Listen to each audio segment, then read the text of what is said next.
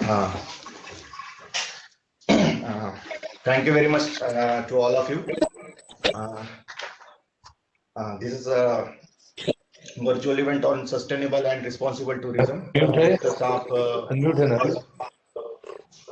Unmute sir आपकी आवाज आ रही है? हाँ मिनिस्टर साहब. हाँ. Nehal now please. Nehal bhai is with us today. He is anchor of Doordarshan. Nehal bhai, now request you to please start the event.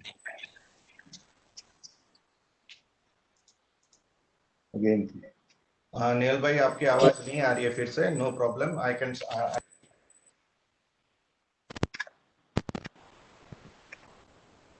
Hello. हाँ नेहल भाई now आ रही है, बोलिए. The 2021 webinar come Samman Virtual Travel, Tourism and Hospitality Event 2021. I welcome all of you. Virtual focus on sustainable and responsible tourism. And with this, I would like to welcome Shri Prahlad Singh Patel, Honorable Minister of State, Ministry of Tourism, Government of India. Shri Bharat Patel, Honorary Secretary General, Knowledge Chamber of Commerce and Industry, KCCI. Shri Pranab Sarkar, President, Indian Association of Tour Operator, IATO. Shri Himanshu Malik, Indian film actor, director, screenwriter, producer, and honor. Shri Ram Kumar Sheshu, founder, Born to Win and India's best business mentor. Shri Dhaval Rawal, mentor, Knowledge Chamber of Commerce and Industry, KCCI, and member the committee. And Shri Nakul Shardalal, IPR and legal chairman, KCCI, and member the committee. The 2021 webinar comes Samman Virtual Travel, Tourism and Hospitality Event 2021. And with this, I would like to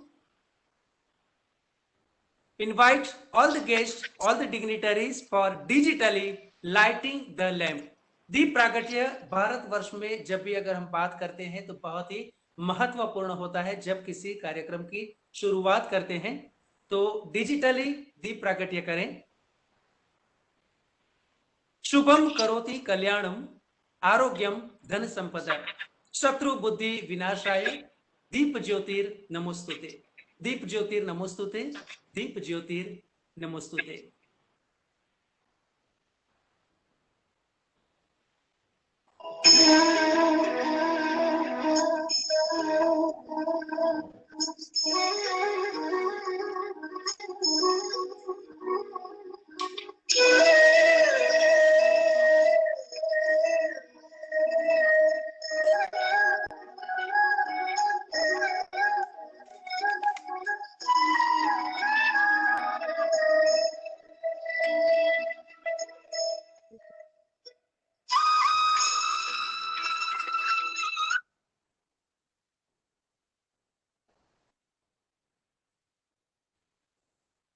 Yeah, Nehal bhai, we can start.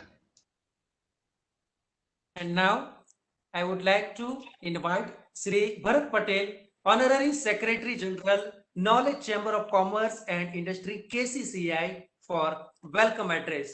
Please, sir. Namaskar. So this is a very important, webinar that we are into. First of all, I should thank, all the people who have actually started this concept. And, this is a platform, basically KCCI is a platform for all the stakeholders, especially all the policymakers and the business units, giving a linkage, to keep the right ecosystem in place. And this subject today, the objective of sustainable tourism is to retain the economic and social advantages of tourism development while reducing the mitigation of any of the undesirable impacts on the natural, historic, cultural, or social, economic, and the environment.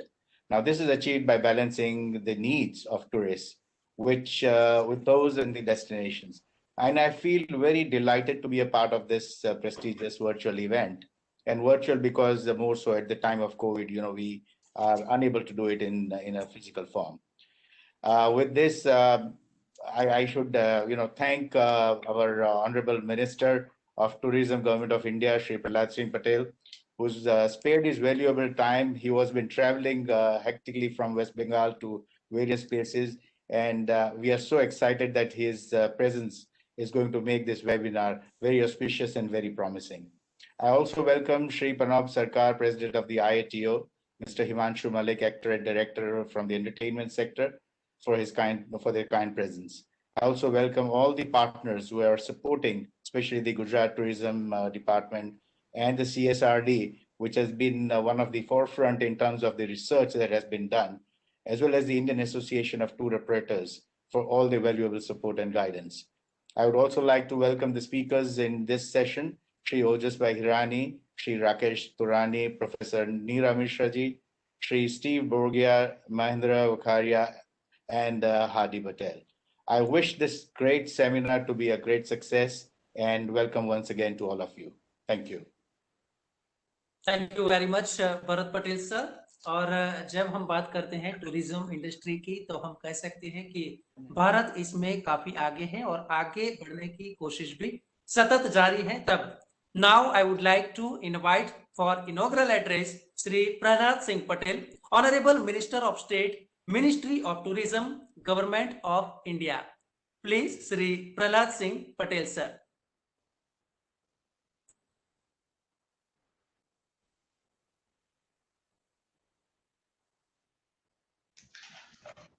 Sir आवाज नहीं आ रहा है minister साहब।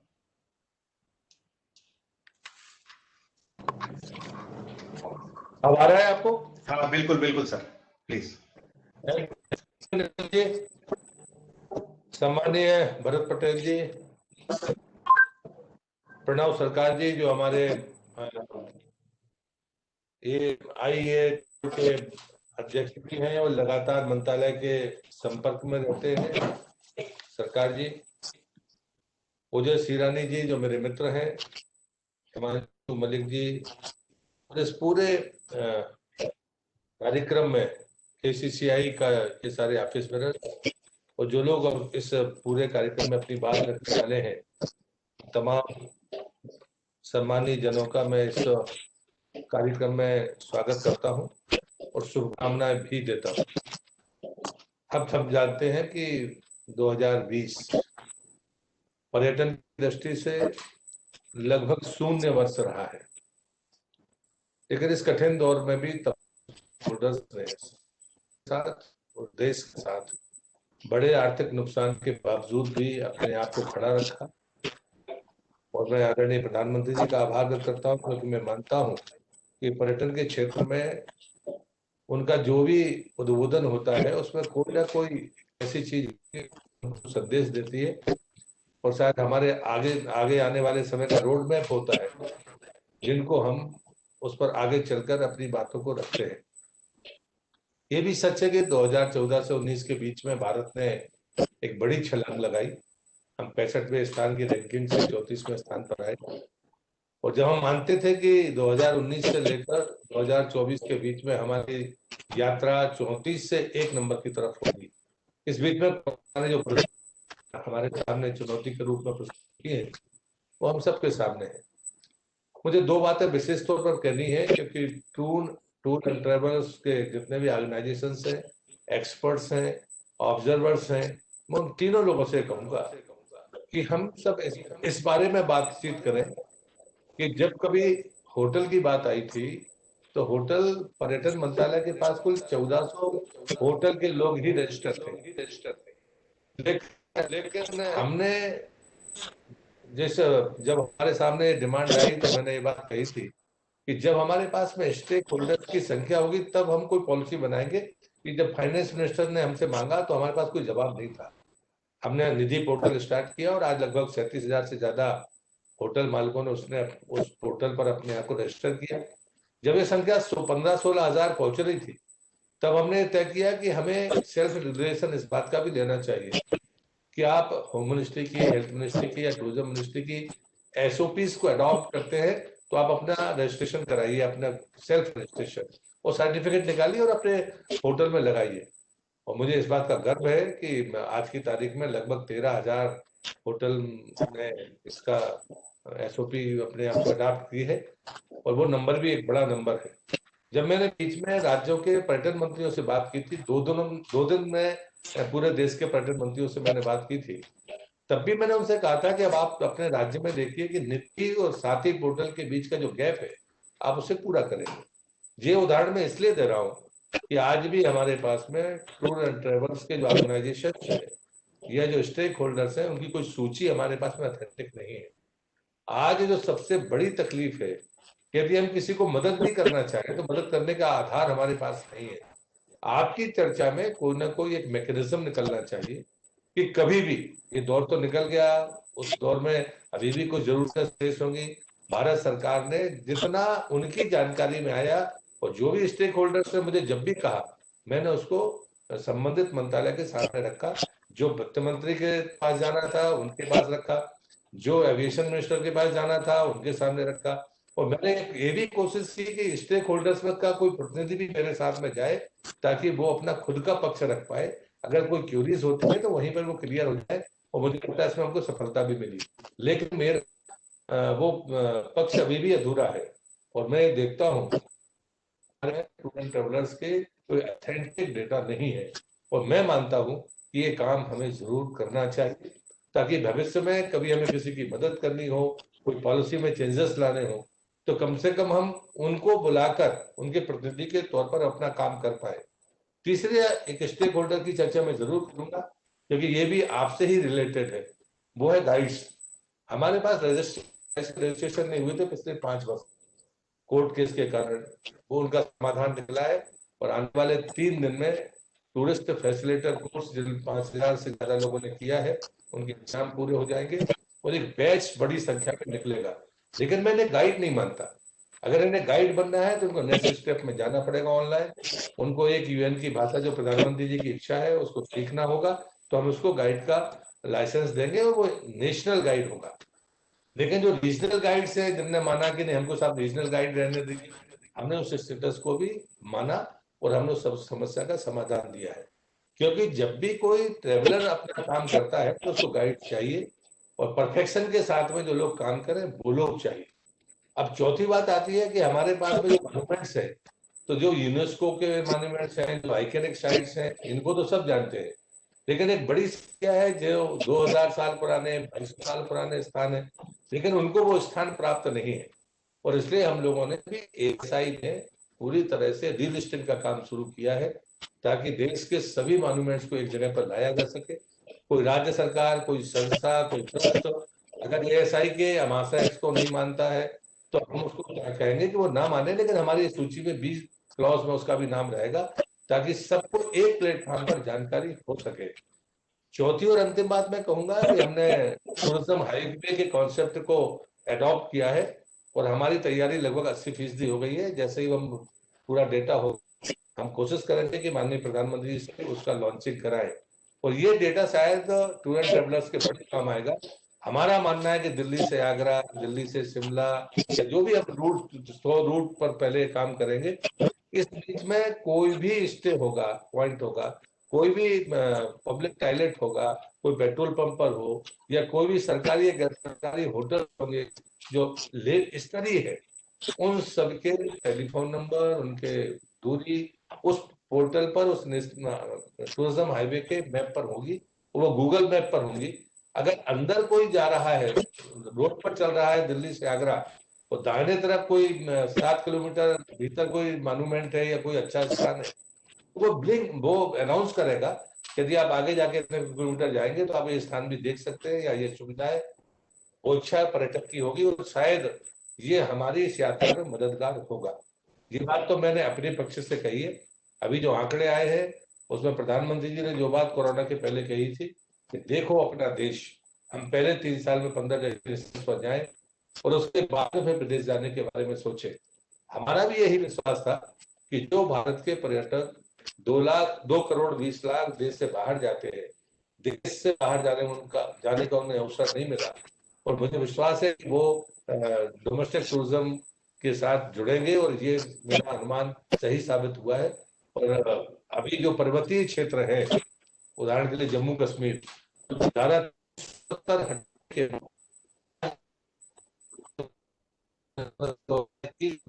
आप चाहे श्रीनगर का आंकड़ा देखिए और चाहे जम्मू का आंकड़ा देखिए, मुझे लगता है कि आपको भरोसा नहीं होगा। 4 गुने से ज्यादा फुटफॉल इन जगहों पर है। बाकी लेकिन 2 बड़ी चुनौती आज भी है। हमारा जो वो भी संकट में है। और महाराष्ट्र और केरल के बाद कुछ और राज्य हैं जहां पर अभी एक तीसरे दौर में तकलीफें बढ़ी हैं, लेकिन महाराष्ट्र और केरल प्लस सारी मेट्रोपॉलिटन सिटीज जो वास्तव में अभी भी चुनौती से जूझ रही है, और यहीं पर हमारे बड़े स्टेक होल्डर्स हैं, वो भी कठिनाइयों में हैं। लेकिन हम पूरे देश को अब यूनिवर्सल तरीके से देख पाएंगे। छोटा होटल, छोटे होटल के मालिक, उससे ऊपर जो छोटे डेस्टिनेशन हैं, वो आज सेचुरेशन पर हैं। और इसलिए मुझे लगता है कि हमारी इस पॉलिसी चाहिए। आपको इस चर्चा में इस बात का निवेदन करता हूँ कि इस चर्चा के बाद में जो की नोट्स आपके पास आए, जो आपकी तरफ से सलाह आए, अगर आपको लगता है कि नहीं मंत्रालय को ये करना था, उसने नहीं किया, हम इसको आलोचना में नहीं लेंगे। इस डिबेट को हम सार्थक बनाएं, क्योंकि पर्यटन मंत्रालय एक स्टेक होल्डर्स का ग्रुप है, उसमें मैं भी एक शामिल और सरकार भी एक स्टेक होल्डर है। हम पर्यटन को मिलजुल कर ही उस सुविधा को बेहतर कर सकते हैं। और इसलिए मैं आप खुले तौर पर आपको आमंत्रित करता हूं, अगर आपको लगता है कि हमारे प्रयासों में आपको कहीं कमी दिखती है और कैसी ऐसी बातें भी अगर उस चर्चा में आती है, तो आप जरूर भेजिए। मैं उसका स्वागत करूंगा, उसको आलोचना के तौर पर नहीं बल्कि सुझाव के तौर पर दूंगा। तो मुझे लगता है ऐसे संवाद में ये चीजें निकल कर जरूर आनी चाहिए। इस निवेदन के साथ मैं अपनी बात को यहाँ पर समाप्त करता हूँ। आपने हृदय से धन्यवाद, बहुत बहुत धन्यवाद।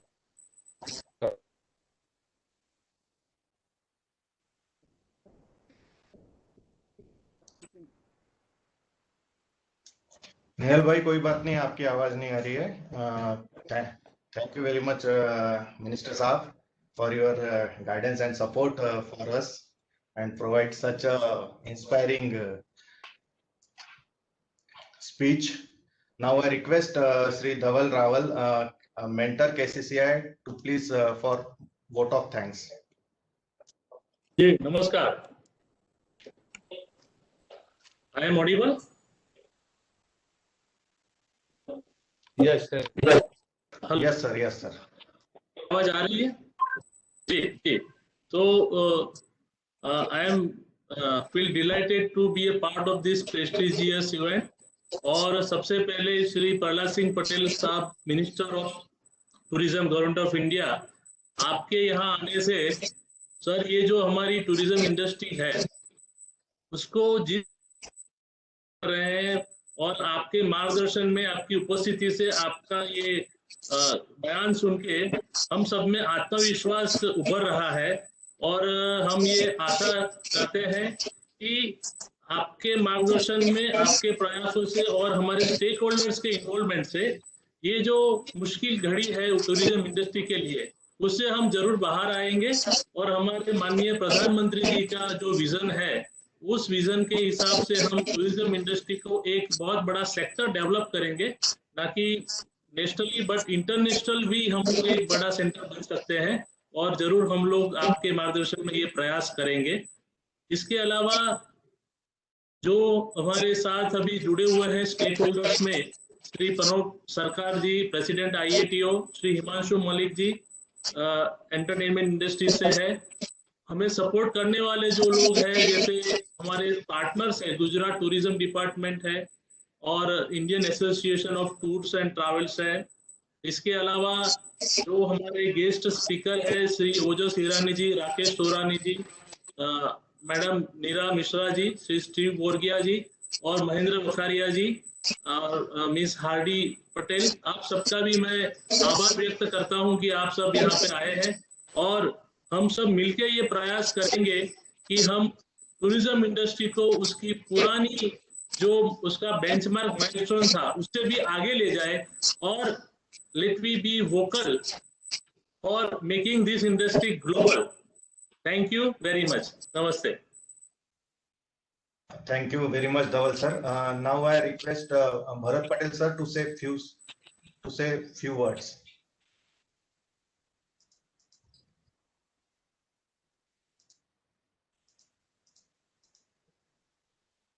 Bharat sir, are you there? Yeah, thank you. I think Please. at the moment, see, it was a very interesting, speech by the Honorable Minister of, the entire country, Union Minister, who's been extremely, I would say, knowledgeable as far as the tourism is concerned. At the same time, he also focused on what is the outcome that we can bring out of this webinar, which is extremely important for the policy makers to take it forward in case if there is an opportunity to do so. So I think that was very well said by him. I would be also very thankful to our friend Mr. Hitesh Trivedi. He's also, I think, I mean, he's not visible, but I think he's there, who has been, absolutely instrumental in getting the ministers up here on this platform and sharing his views. So once again, thank you all to the speakers who are there on this webinar, and may this webinar be a great success. Thank you very much. Thank you very much, sir. Thank you very much, Prahlad Singh Patel sahab, for your kind presence. Thank you very much. The 2021 Samman for Sustainable and Responsible Tourism, we have got many entries, and from that selected 20 companies, after scrutiny, we selected only 2 companies for the award. And the first award goes to Our Stay for Best Application for Short Duration Hotel Booking. We congratulate and request Mr. Pawan Oja, founder, to say a few words. Pawanji.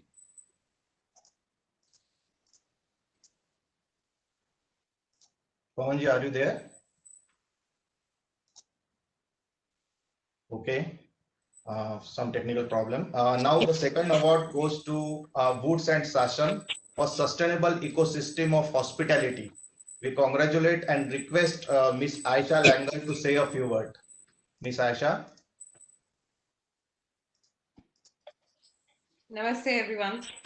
First of all, thank you for inviting us over here. I really would like to thank Honorable Minister and KCCI for organizing this event and talking about sustainability and the ecosystem that we are. Moving forward, yes, it's a pleasure to be receiving this award. And when we talk about sustainable ecosystem, I would like to talk about Woods at Sasson a little briefly. So at Woods at Sasson, our major concept that we have built the hotel on and we are practicing it is biophilia. Biophilia is a design concept where you become one with nature. It means one with oneself, one with nature. So keeping that into mind, the whole architecture and the design of the hotel has been done, where the rooms have more of glass windows, and the panels are such that when you wake up in the morning, you have sunlight. So that decreases your usage of electricity. So that's how we have come into sustainability. We do not use much of plastic. We have reduced the plastic usage by 90%. We are using the local materials available in that community around the area. So that has reduced our, carbon dioxide usage, and we are now carbon positive. We are trying to be and a lot of other things. The staff that works at the hotel are all local people. We're trying to promote the CSR activity also in that place. So there are different things that we're trying to do, and I believe that's how we are coming into the sustainable practices. But thank you. It's a great honor to be receiving this, and hope to be receiving more of these in the future. Yeah. Thank you very much, Aisha. Thank you very much. Thank you. Now I request Shri Pranav Sarkar, the President of Indian Association of Tour Operators, for his address. Pranav sir. Yeah, namaskar everyone. Thank you very much for giving us this opportunity to part of this important event, and you are organizing this event for sustainable and responsible tourism, which is the call of the day. As on date, the pandemic is going on, and we must support this initiative. As all you know that tourism is an economic activity, and this helps the employment and generates millions of jobs, and each tourist create multiple jobs in each location they visit. If you look at in our statement, we have uh, forwarded our initiative and report to the government of India that one tourist creates 7 direct and 14 indirect jobs. So, which is very, very important. And we want that this to continue with the feeling that every corner of our country, wherever tourism is there, the sustainable and eco-responsible tourism. And today's date, when pandemic is on, the social distancing is very, very important. And all the places which are away from the main cities are in demand. And at the moment, domestic tourism is going on, and wherever the locations are exclusive, they are going to get the benefit, and we should support that. Secondly, the adventure tourism is another aspect where we need to have the more sustainability and eco-responsible tourist to follow the rules and regulations. At present, whatever is happening, all our recognized tour operators, they are following the rule. And as Minister Sir has also mentioned that more and more operators need to come in the main line, and they should be recognized by Ministry of Tourism, Government of India. But in our country, this is a rule which is on voluntary basis. So, people are not very much interested to take the initiative to and get the recognition, because there are some stringent rules earlier. And now with our request, Ministry of Tourism has eased the entry for the tour operator to be recognized by Ministry of Tourism, because with the new normal, the officers are very expensive affair, and we have requested Government of India to allow work from home also to be under the recognition of the tourism industry, so that it should be very easy for them to enroll. Plus, there were earlier before also some graduates and tourism, MBA students, and those were the requirements. And now we have said that even the certificate course by the Skill Development Authority and hospitality industry should be allowed, so that they are comfortable, because they cannot pay hefty salaries. Small tour operators, they cannot pay hefty salaries. So it is easy for them to appoint all those. They are having skill development certificate courses also. And as you know, tourism is a subject which is under the Atmanirbhar Bharat. Since inception, they are doing of their own without any help from the government. The investment is the private sector investment. Therefore, we need to give more importance to the people who are interested to come and join the service industry and maintain the rules and follow it. Ministry of Tourism has also have the SOPs for the present scenario, where tour operator has to follow. And we also thank Minister for bringing in SOPs for the entrance of the monuments also. Hotels also, airlines also, everyone has to follow the SOPs as on date. We have also requested the ministry and also the health ministry that all frontline workers in tourism industry should be vaccinated as soon as possible. Airlines, hotel staff, tour operators, airport representatives, drivers, guides, they need to give this confidence to the tourists who are providing the services, that they are under the safe hands. They are moving with the people, they follow the SOPs, and they are in safe places. And therefore, it will be more tourists visiting the areas which are more safe. Now, with the new strain and new, increase in the pandemic, there are certain restrictions by the state governments. Those areas tourists will opt very less, but those states who have opened their uh, state boundaries openly, they are going to get more tourists. So we have to look at with safe and safety. Tourists will be following more, and we are waiting the government of India to open up the e-tourist visa for the countries on reciprocal basis, because many of the countries they have not opened up as yet, but there are certain countries it is important that we should also open up for them. India looks very controlled pandemic country, and our uh, expression to the world is very, very positive.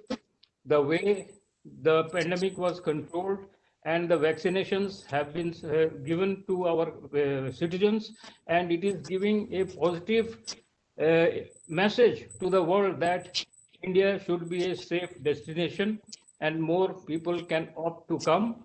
And reciprocal basis, if we start, this international tourism will also start flowing in. I am sure most of the countries people are waiting to travel. Similarly, our country also people are waiting to go abroad, but there are certain restrictions going on.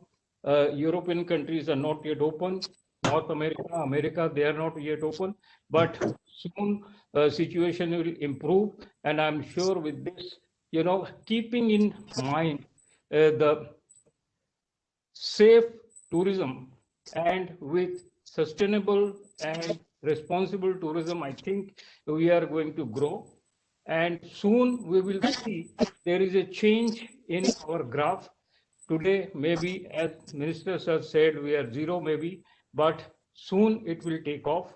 And our belief is that it will start somewhere within next 3 to 6 months time.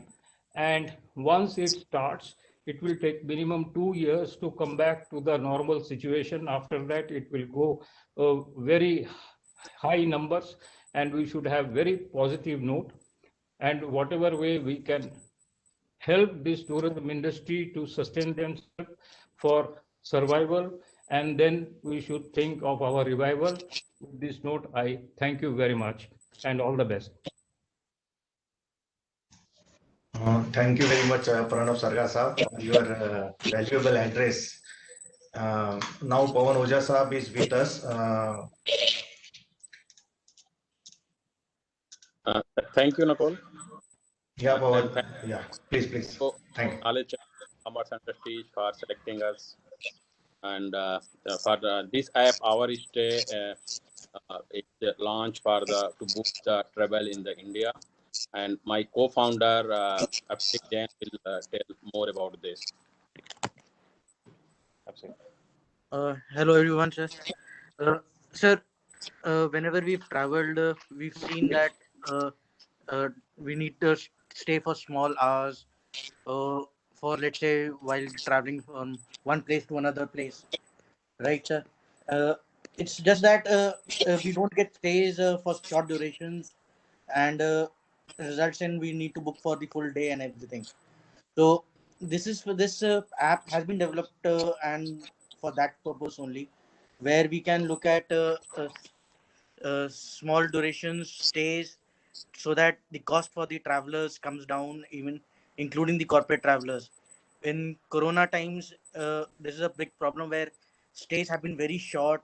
People have been traveling, so all this comes together. We feel that going down the line in the next 2 or 3 years, this would be the new norm in terms of traveling for short durations. And the stays will there will be for very short durations, so for 2 3 hours, where you want to just relax and then go out for your meetings or having meetings internally over there only itself in a safe environment. That's all, sir. Thank you. Thank you very much, Pawanji. Fantastic. Now I request Ojas. Ojas bhai, are you there? Yes, I am here. Yeah, please, Ojas Irani Saab. Now I request you to please address the sustainable and responsible tourism summit. Thank you. Thank you so much for make CSRD a research partner and make me part of a panelist. So it's sustainable and responsible tourism. So whenever I think of sustainability about our country, I always remember the histogram which was shown to me by late archaeologist Dr. Vishnu Sridhar Vakankar, who has invented Saraswati River and all. So he used to show me that histogram, where he used to show me the cultural race of all the civilizations which have been occurred on this planet. And he used to show me that our culture is the only culture which is constant, which is thicker, and second one is the Chinese one. So whenever I think of sustainability, I always think of Indian culture, which has sustained for so many years. You cannot even count. So we have lots of potential for cultural tourism in our country. So whenever we think of sustainability in tourism sector, I think we must focus on cultural tourism, and we'll have to identify the cultural fabric of the particular place, and because of that we will, or we can interpret it to our own people and to the international level. I'll give you one example of Somnath, where I have started working in 2010, and there was only one temple or two temples where tourists used to go. But after so much of research, we have found out that there are hundreds of places where lots of happenings have been occurred over the centuries, which can be developed as tourist destinations. Similarly, I was working on a project called Devni Mori near Shamalaji. Initially, we have started working on a small Buddhist project. After that, I have realized that there are so many other things which have been attached to that particular place. So we'll have to identify that cultural fabric. We'll have to try to bring all these things into the notice of the tourists. And Minister Sir has said that we must focus on developing a proper tourism policy. And I was lucky that I had lots of interaction with him regarding how we can brought in the cultural tourism into our entire tourism sector and make a grassroots policy for the same. I also had a chance to discuss tourism policy for Gujarat state with the then Chief Minister and now our Honorable Prime Minister. So in that, we have identified certain segments which can be focused. So I will just briefly touch upon those things which we were thinking of. The first thing was the focus on planning strategies. So we'll have to create planning and conceptualize strategies that supports holistic development of each segment related to cultural tourism.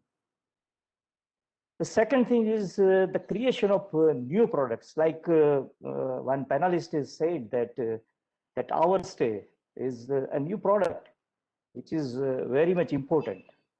So we'll have to develop routes and destinations for cultural tourism based on these recognized cultural themes associated with these diverse cultures.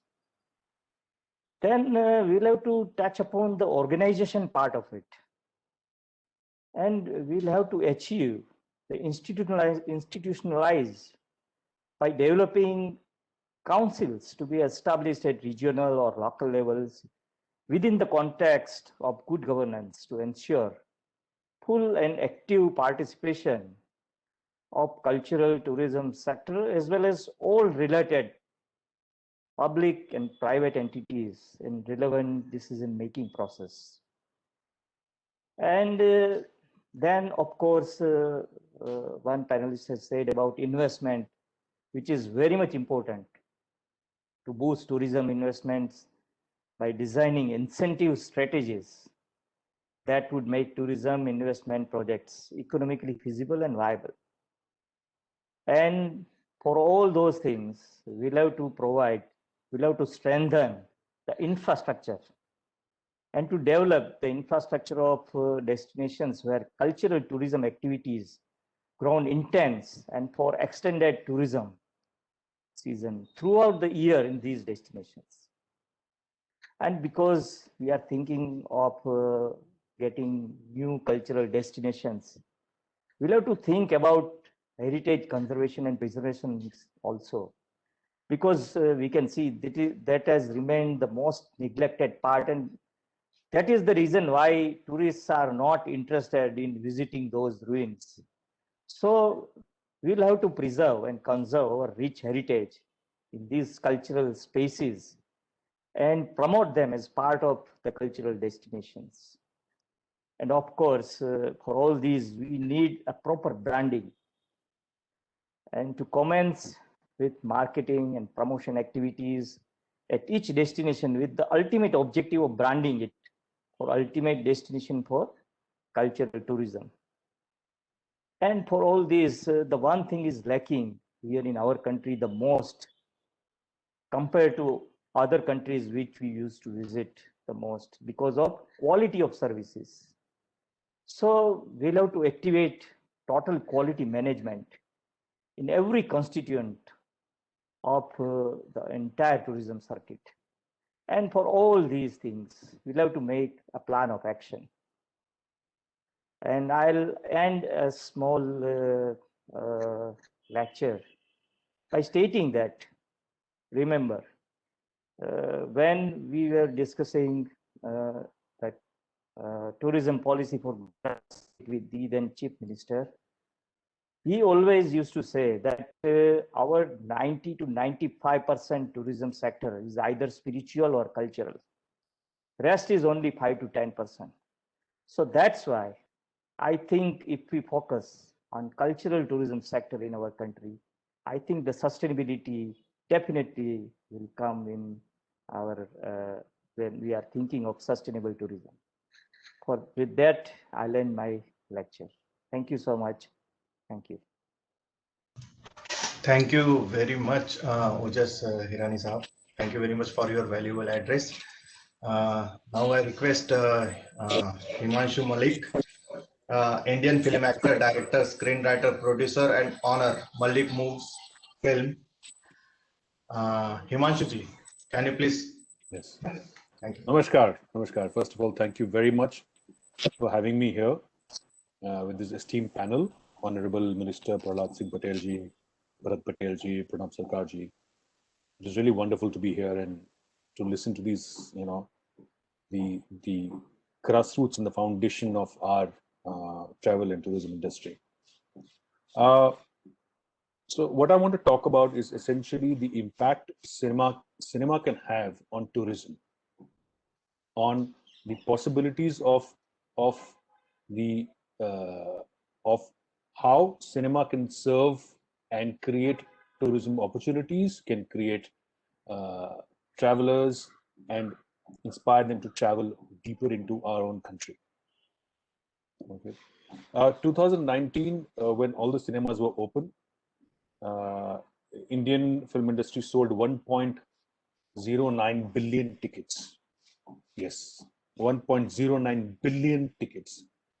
So the impact of how a particular location, a particular cultural context, a particular state, a great landscape can be taken to a larger audience is right there in front of you.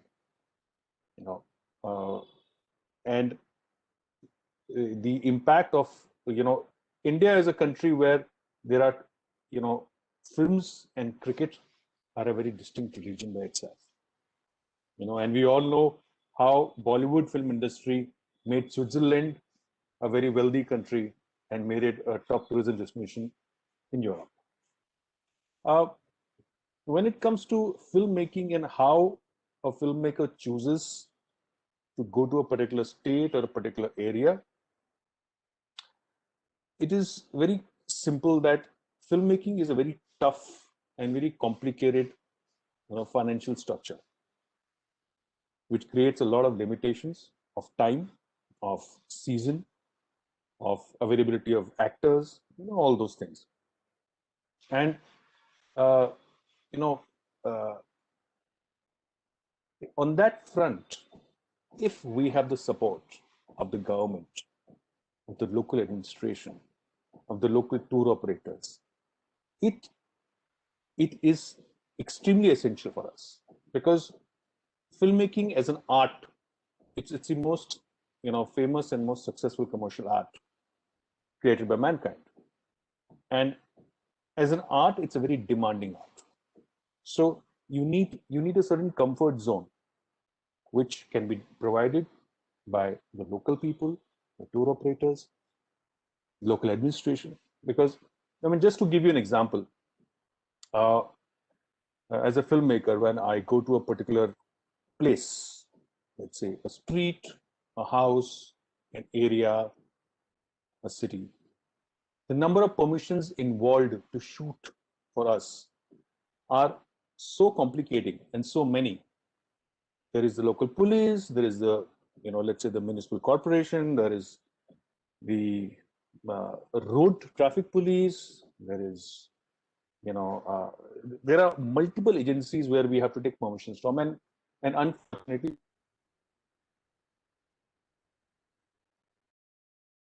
faced by smaller filmmakers, by even bigger filmmakers, is quite daunting, which is why filmmakers say, well, there are certain places we cannot shoot because it's very complicated to shoot that. So I would say, as an industry, it'll be very interesting and exciting if you guys consider and understand the impact that films and cinema can have on a particular area, on a particular, the number of footfalls that you can create in the area through, letting filmmakers come and shoot in those areas.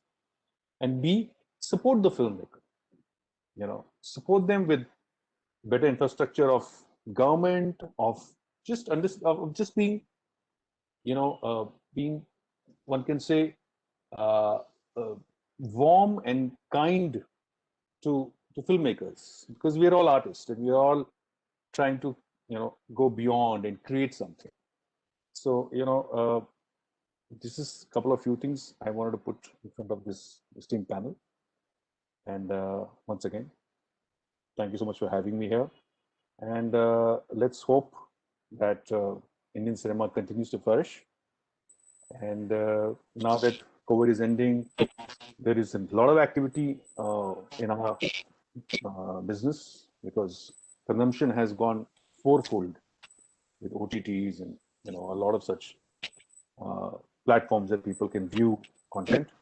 So it'll be very interesting how the ancillary industries who support us also come forward and understand us and help us to create more footfalls for them. Thank you very much. It is really wonderful to be here. Thank you very much, Himanshu. Thank you very much for your valuable address on film tourism. And I also thankful to our Mohit Srivastava. He is our international relation chairman, to connect Himanshu ji and Rakesh Torani sahab with us. Thank you very much, Mohit ji, also. Now I request, actually, Mr. Shri Stu Borgia have a flight now in a few minutes. So I request Shri Stu Borgia, CMD Indigo Leisure Hotel, founder, member and chairman for Agri and Rural Tourism, for his address. Stu sir.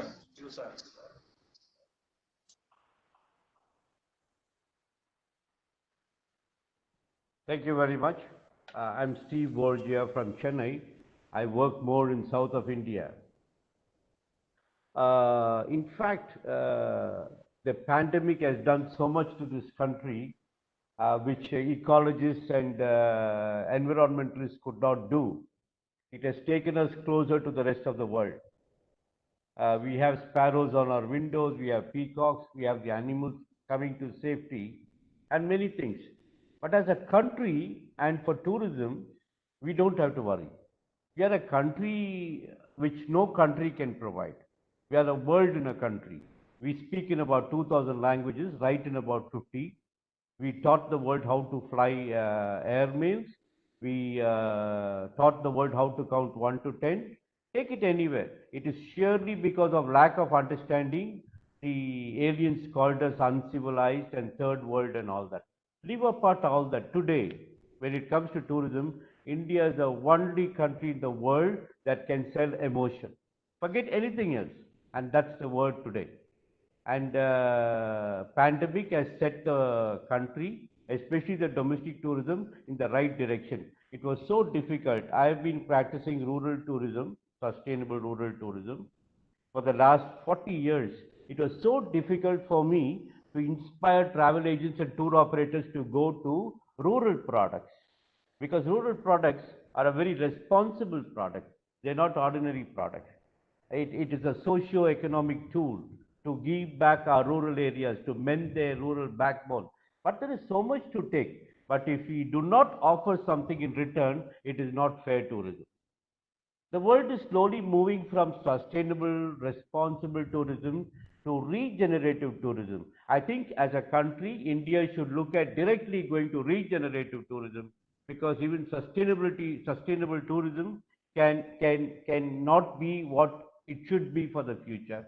If you have to really hand over a beautiful country, India, with all its ethnicity, flora, fauna, to the future trustees, we should go to regenerative tourism, regenerate all that we have destroyed, and then hand it over to the future generation. When it comes to regenerative tourism, I think rural India needs a lot of concern, because the world now is looking at quiet, highly safe, sensitized places, which is rural India. So when it comes to rural India, there is so much that we can take. Let me give you a classic example of what I practice. I build hotels only in rural pockets of India, where there is no electricity, there is no Wi-Fi, and I make sure I take all this to that area. So there is development.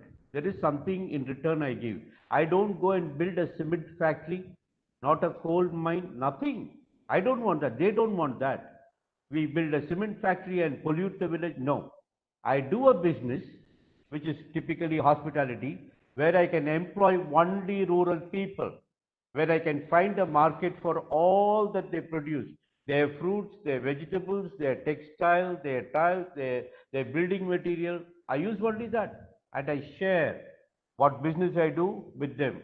For instance, when a tourist from overseas comes, he wants to learn how to drink a tender coconut. Yes, I tell the farmer, charge him $10, take your $10 and teach him how to drink a tender coconut, not with a plastic straw, but with a palm straw, which excites the foreigner.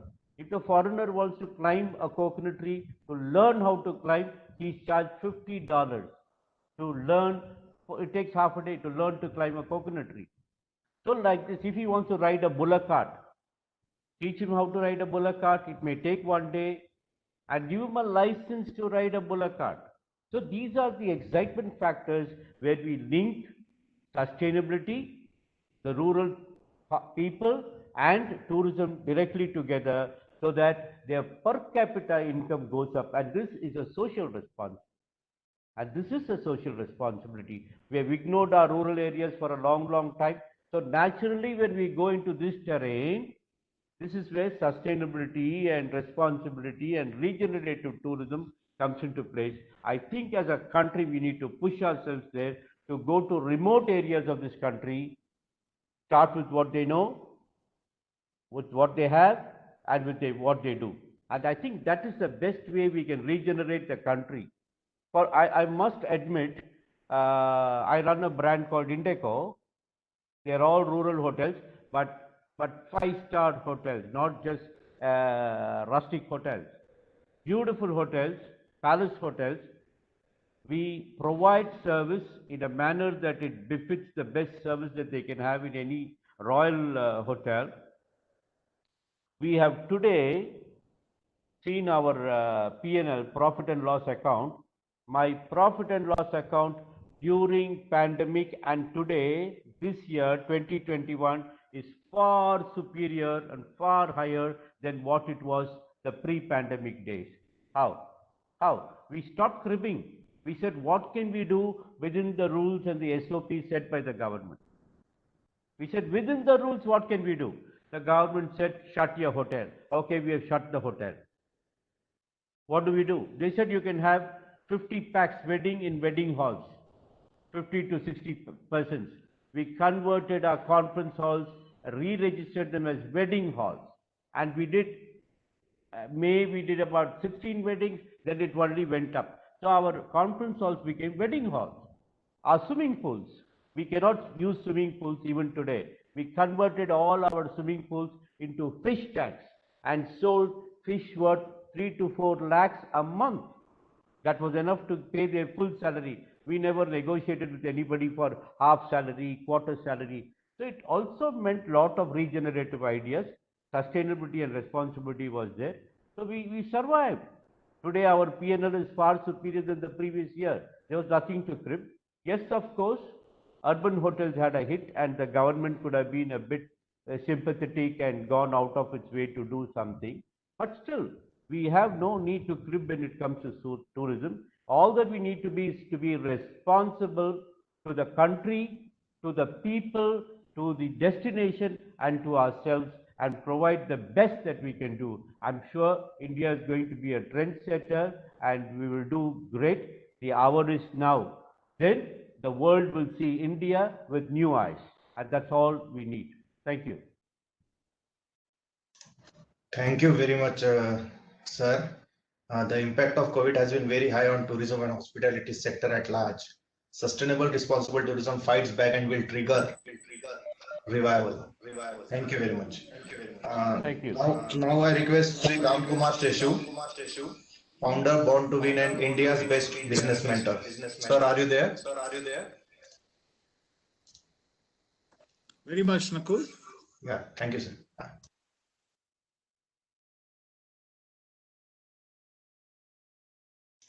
Yes, sir, please start. Shall I start? Yeah. All right. Good afternoon, ladies and gentlemen. It's a pleasure being here with all of you today and to talk to you about two of my subjects which are favorites of mine. One, that I'm very, very positive, I'm very bullish about India as a country. I think, as that very famous movie Gully Boy, that lovely song Aayega, I personally believe that India ka time aayega. India ka time aaya hai, not aayega. Why do I say this? Primarily because of 3-4 very interesting reasons, ladies and gentlemen. The first reason is that, finally, I do believe, as a watcher of business, as someone who does a lot of crystal ball gazing across the world, and looks at trends and looks at bits and pieces of information and tries to string it together. Let me share with you a couple of trends that are interesting. The first is that if you look at the population of this country, 140 crore people, they're waiting right now. And they are now demanding a certain quality of product and service that the world requires, that the world has to provide.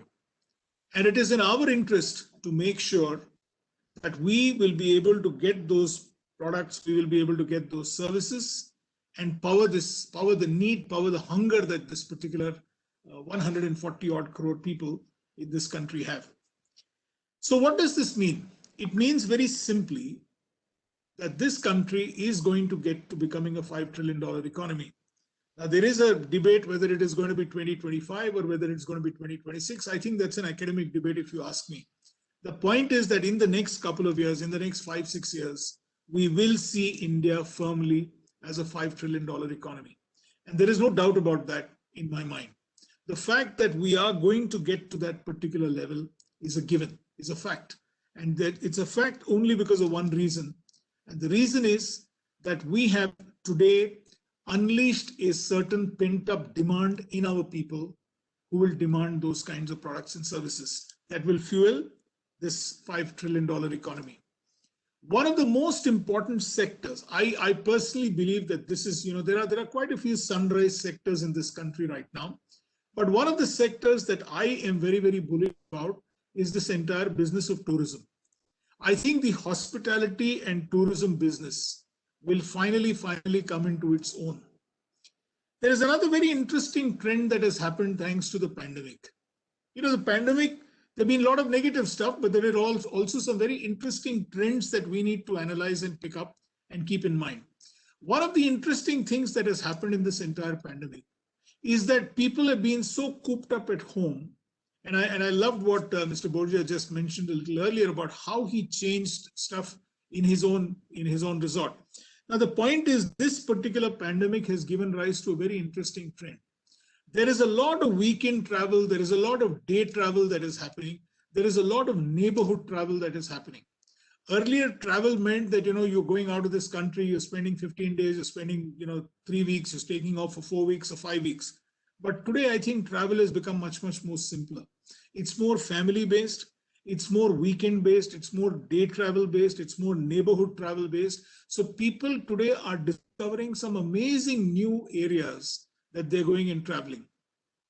Some of my friends who are avid travelers, okay, who just can't stop from traveling, are regularly posting on their Instagram or on their Facebook or on their social media about the quaint small places that they are going to.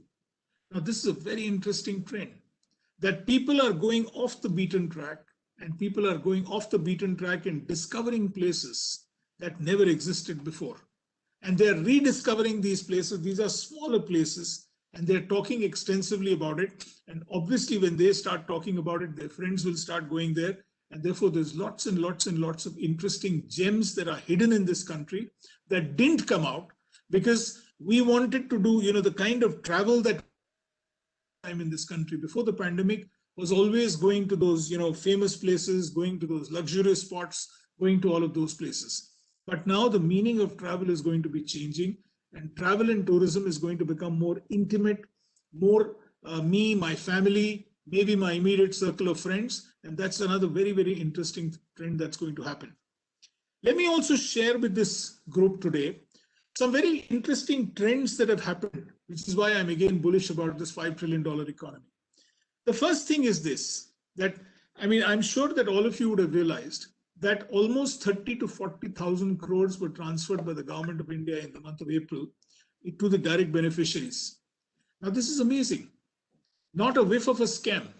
And it went directly into the beneficiaries' bank account, whether it was 500 or in some cases 2,000 or whatever it was that was transferred. Now, this is something which is very interesting. Now, add to this the digital payments that we are now talking about. In the next 2 years, the amount of transactions are supposed to go up to something like 250 lakh crores, which means we are now truly, truly empowering people at the bottom of the pyramid to start moving up. Now, this is a very, very interesting trend, ladies and gentlemen. The second area which is going to become a huge impact is education. This entire business of digital education, give it 2 years. Right now, things are not very well, things are not settling in, things are not happening. But in 2 years' time, the child in the remotest corner of this country is going to be able to access a quality of teaching that a child going to the best schools of this country is going to access.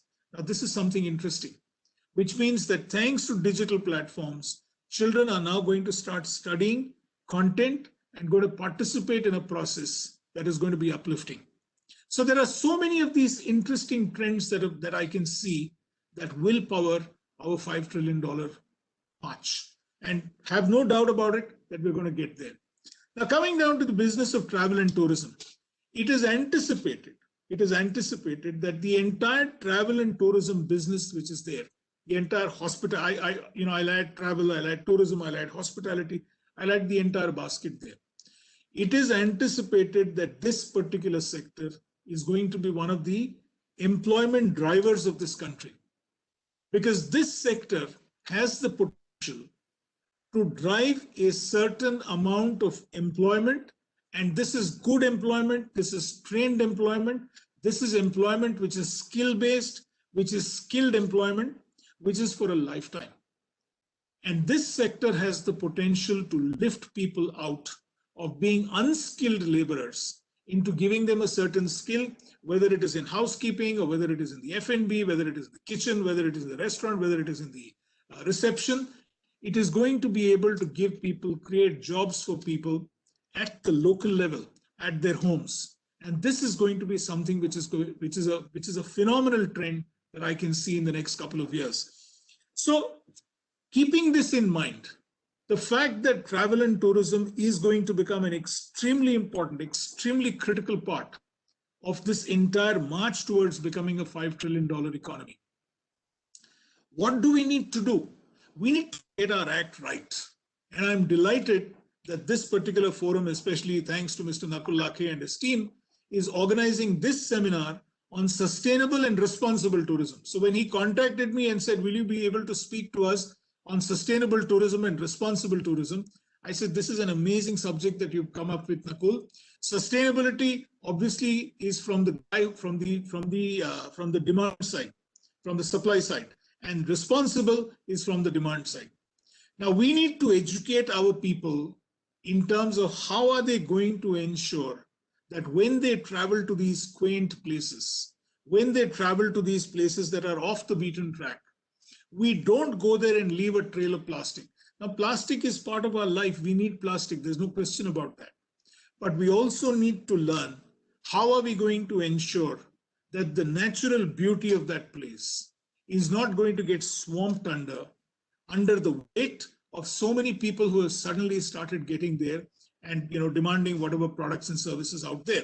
So I think there is a huge scope right now for more than the sustainability part. I think for responsible tourism to take place, that people will have to be responsible. People will have to take accountability. I'm also bullish about that in one way.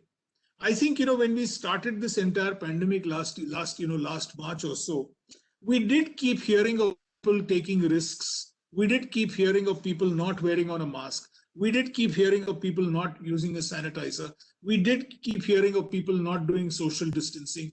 We did hear of people doing these super spreader events.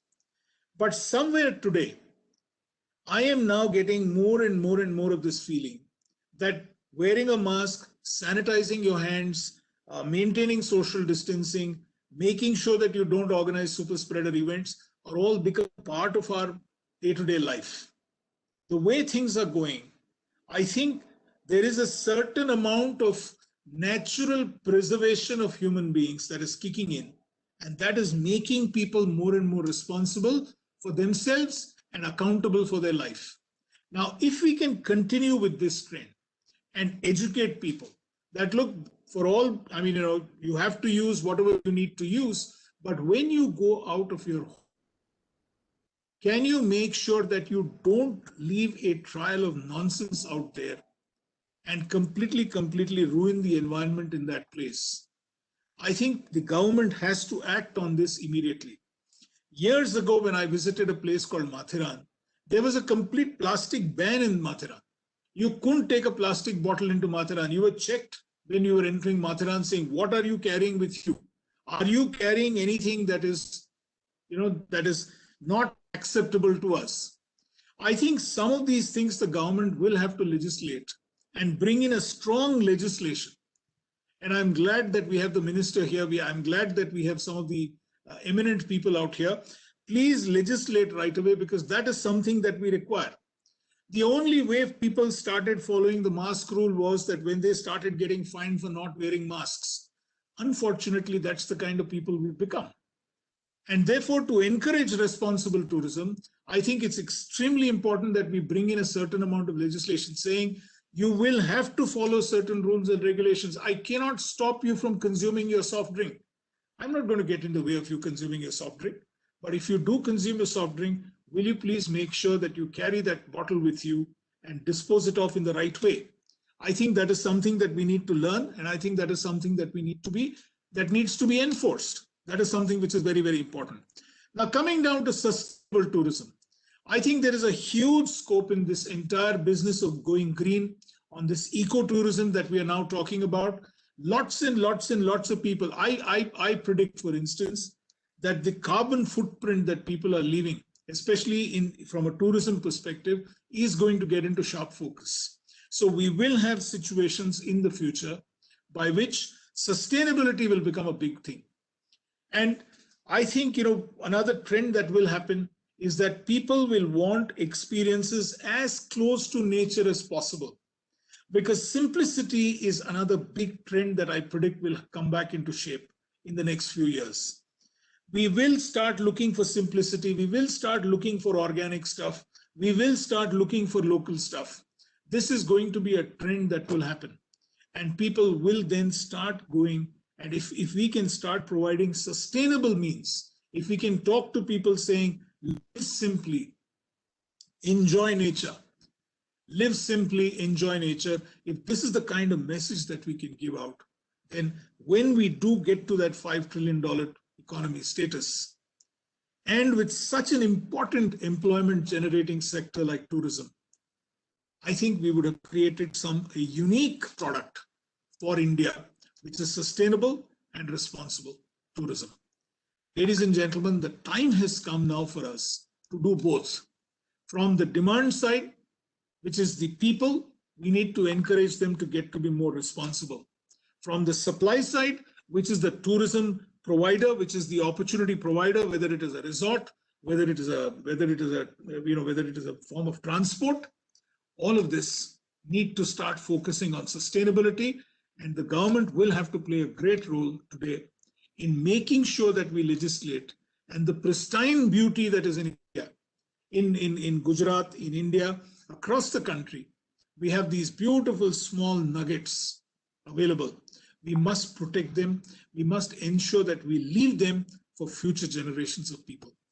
Then we will become a responsible, sustainable industry and powering this entire business of getting to $5 trillion. One last thought that I'd like to leave you all with today. Ours is a nation which can write its destiny. We are at a stage in our life today where we can write our destiny. And this is an opportunity that I believe we should not lose out on.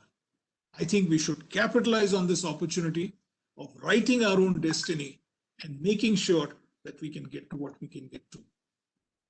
I have seen, for instance, so many places, pristine places like Coorg getting completely destroyed because of rampant, exploitation of the land.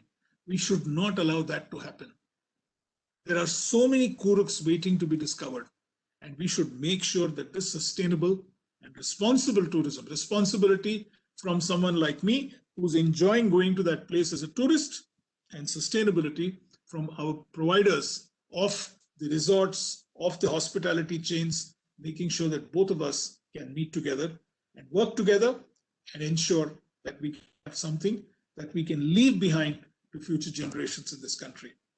It's a fabulous concept, fabulous topic. I congratulate the organizers, the Knowledge Chamber of Commerce and Industry, and all those, the ATU, who got together and put this whole concept together.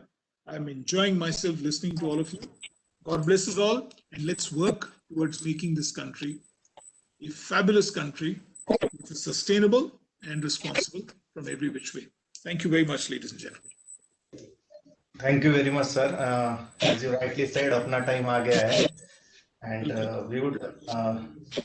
मैं आप सबको ये बताना चाहता हूँ, Shri Ram Kumar Shri is also our Western region, Southern region chairperson for Knowledge Chamber of Commerce and Industry. Now I request Shri Mahendra Vakharia ji, Managing Director, Pathfinder Holiday and immediate past President, OTOAI. Mahendra sir. Mahendra sir, I start your presentation. Yeah, sure. Yeah. Thank you, Nakul, and very good afternoon, friends.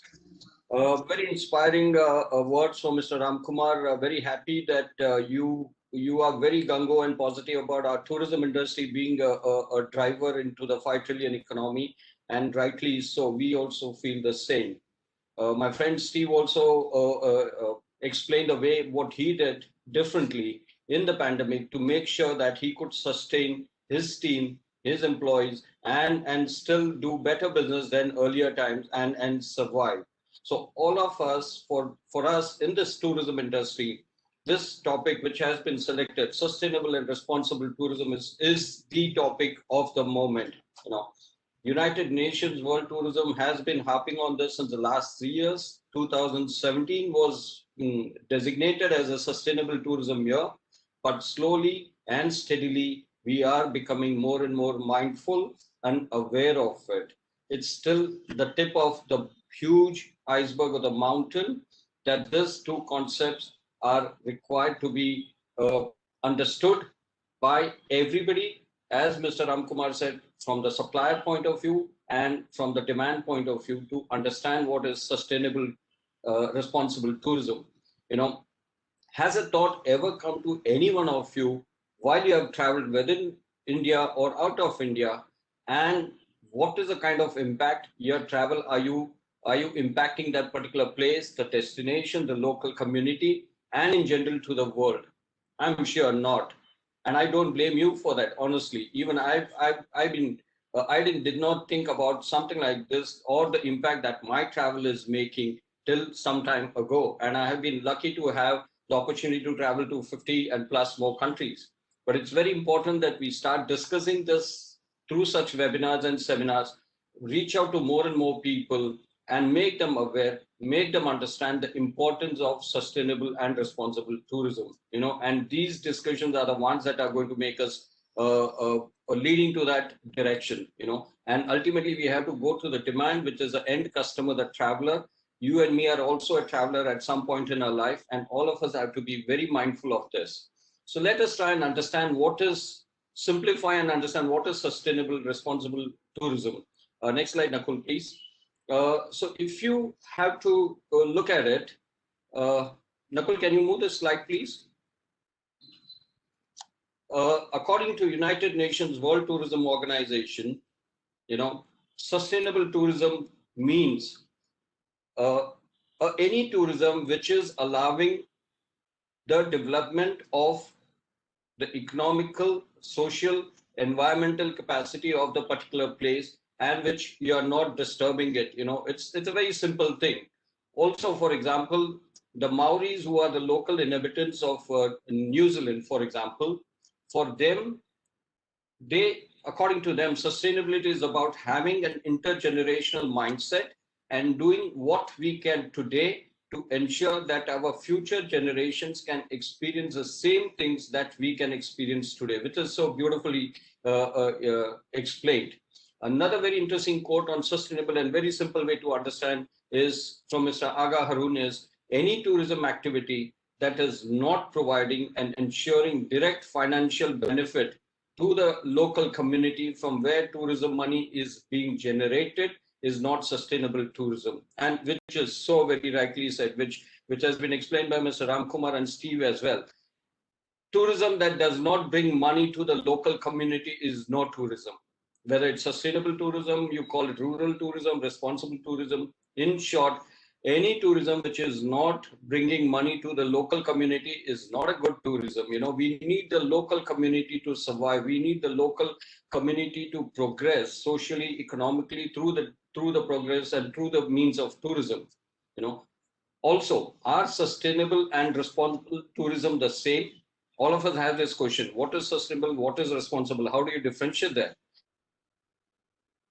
And look at it, but in a simple manner, if I have to say, responsibility is the process and attitude, while sustainability is the end goal. You know, by simple definition, responsible tourism is tourism that minimizes negative impact on social, economic, and environment, and generates greater economic benefit for the local people. Simple as that, you know. So all of us, when we are traveling, whether you're traveling to a nearby town, to a nearby village, for a holiday destination within India, out of India, as things open up, always please remember and keep this in mind, that your contribution to the select product, select hotel, select tour operator, select sightseeing operators, select restaurants where you think the end benefit will be to the local community, and that is very critical. Be mindful of that, please.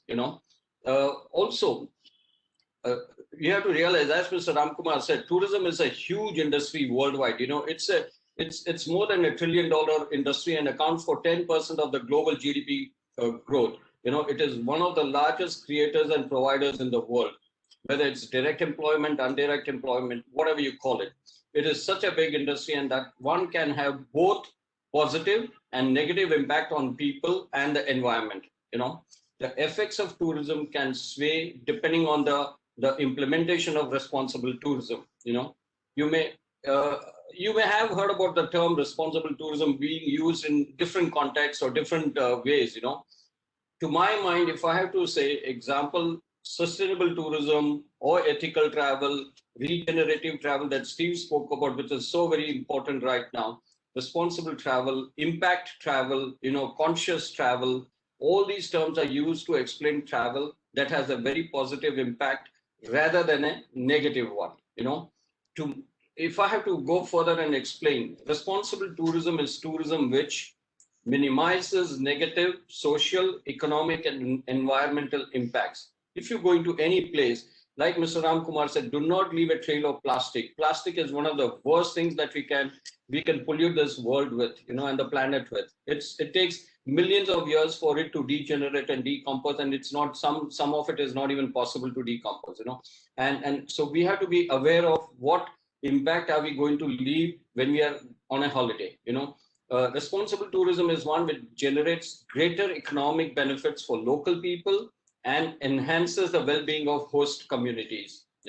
It improves the working conditions and access to the industry. Can you imagine that if you've gone to a holiday to, say, a nearby place like, say, Statue of Unity, which is like just booming with the tourism that's exploding in that area.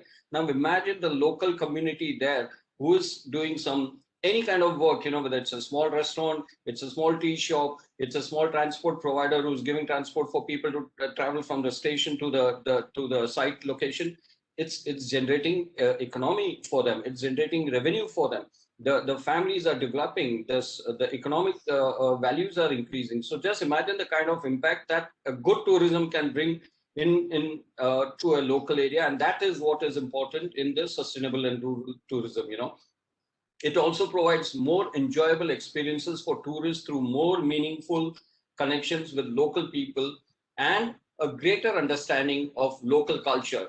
Now, this is very, very, very important for us. India is a country, like Steve had mentioned, what you want in this world, India as a country, as a destination can offer you. You need mountains, you need rivers, you need wildlife, you need culture, you need heritage, you need archaeological, you need spiritual, everything that you think of on a holiday, India can provide. So try and see how you can use this travel to experience the culture and at the same time enhance your own knowledge of the local area as well. It's very important that we also should look at tourism which is providing access for physically challenged people. Accessible tourism is also a very critical aspect that we need to look at simultaneously when we talk of tourism as a general whole subject. So is sustainable tourism or responsible tourism our individual responsibility, or is it somebody else's responsibility, or is it the government's responsibility? Whose responsibility is this? Let me tell you that all of us have to touch our heart and ask this question to ourselves. Is it my responsibility? You may be thinking, why should I put it on my head and be bothered about sustainable and responsible tourism? What difference does it make if I throw a bottle here and go away? I'm here for 2 days for a holiday. I can just throw the garbage around and move away. Nobody will know what it is. Is it what is the right thing to do? And simple things like, responsible tourism or travel is not reserved for only a handful of people who are the true or the tree-hugging hippie types who are activists or scientific nerds who are obsessed with saving the endangered bumblebee bat. No, it's our individual collective responsibility for every person who is traveling out as a tourist to be mindful and aware of this particular concept. And also, it should definitely not be reserved for the uber rich or the super rich who can afford to always eat organic and stay in eco luxury and all inclusive resorts. Can you imagine you go on a super luxury holiday, you enjoy the best of the organic food, but has that organic food come from the local community? Has it come from the local farm? If no, then that is not good tourism, because you have not helped in sustaining and developing the local tourism. So all these are simple things that we need to be, mindful of. For example, also I can, if you give a couple of other examples, all of us have indulged in having a very long. Sometimes when you're on a holiday, you're in a nice hotel, you tend to have a good long shower, 5 minutes, 7 minutes, so what, the water is running, there's good hot water coming, and you don't feel guilty, and you indulge in this kind of a shower, relaxed shower while staying in a hotel. But can you imagine the amount of water that is wasted? Can you imagine the amount of electricity that is wasted to heat the central heating system in the hotels, to heat the water, which is now coming into your bathroom and which you have enjoyed for 5 to 7 minutes? Ask this question: would you have done the same thing at your home? No. So why do you want to indulge in something like this? These are simple things, but this is very critical to be mindful as a traveler or a tourist. These are your simple ways you can contribute to start developing this concept of responsible tourism and contribute to sustaining this tourism for a longer period of time. Or if you've gone to a hotel to eat, or a restaurant, and you're at a buffet, you would tend to take 2 or 3 extra servings and fill up your plate, just so that you feel that you want to eat as much as you can. And then at the end, you realize, oh, you have not been able to finish it and you're wasting the food. Now, can you imagine the amount of natural resources that we are wasting by not consuming the food that is taken in the plate? Why do we need to do that? Let's be mindful of these things. These are simple examples that we can keep, and there are so many examples. We can keep on adding to this, and which can go on and on. Responsible and sustainable tourism needs to include all types of traveler, irrespective of the type of holiday and the budget. So we can continue traveling, not just for our own selves, but for our future generation as well. Very important to be mindful of this. Collectively, we have the choice and we have the capacity to change our travel habits. All we need to do is just be mindful of what it is and how it is. That's very important. This is a very important slide which I want to try and, Mr. Ramkumar spoke about the plastic misuse and abuse that we are doing. These days, now the way, thanks to pandemic, a lot of things have changed. A lot of things in our lives have changed. A lot of things in the way we live our life has changed. Can you imagine? And I'm sure most of us in the last 1 year, when we were stuck and cooped up at home, we have not gone beyond 4 to 5 pair of clothes. And we've sustained a whole year with this 4 to 5 pair of clothes. Imagine how much of things that you have hoarded in your life, which are not required for a comfortable, happy, easy, simple life. There are enough things that you have, and more than enough things that you have accumulated over a period of time, not realizing. So just imagine how much of natural resources we are consuming and not utilizing them effectively well. Some of these tips where local holidays are going to be very prominent now, where people are going to prefer doing a driving holiday with the family, with a set of close friends, which is the latest trend. As Mr. Ramkumar also said, we have a lot of clients going to Rajasthan. I'm based in Ahmedabad. They've gone to Rajasthan. Small properties, 7 to 8 rooms, they pick it up and then they just go there for a nice holiday in their own vehicles. But can you imagine, you can be so mindful of different things and how you can contribute to, whether it's water saving travel tips, use a reusable, going from home, in your car, in your bag, put in a water bottle. We don't need those fancy plastic bottles in the hotel, which are replaced every day. Use your bottle, fill water in it from the hotel, from the restaurant, and reuse it. Why not? Carry your own cups of tea or coffee on the way. If you're stopping by to have a cup of tea or coffee, tell them to fill it in your cup. Stop the use of plastic and the paper cups that are used and given on the roadside tea stalls or restaurants. Some of these simple things, but more and more, if you start becoming mindful of it, we will start realizing the areas where we can contribute and how we can play our role in being responsible towards a responsible tourism. We need to have a mindset which will make us believe that we are just custodians of this planet Earth, and we are caretakers of this, and we need to leave this in a manner for the future generation, like what we got it from our ancestors. Let us not destroy this. To come to my end of this session, I would like to end with a quote from respected Bapu, and these two quotes are very important. I think it testifies to what it is. Although he had given this quote to us about more than 100 years ago, but it's so relevant in these times and age. When people are becoming more and more aware of our surrounding. Due to the pandemic, thanks to the pandemic, we've started looking inwards. We started looking at ourselves as to what we have not done right, where we need to improve, how we can contribute to making sure that things are in a much more simpler and comfortable manner.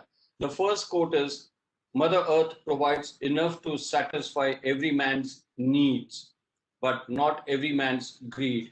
And this is so very important as a traveler, as a tourist. If you're going, as I said, we need to have a shower. Have a shower, good shower, 2 minutes, 3 minutes, finish it off. Don't let it run for 5 to 7 minutes.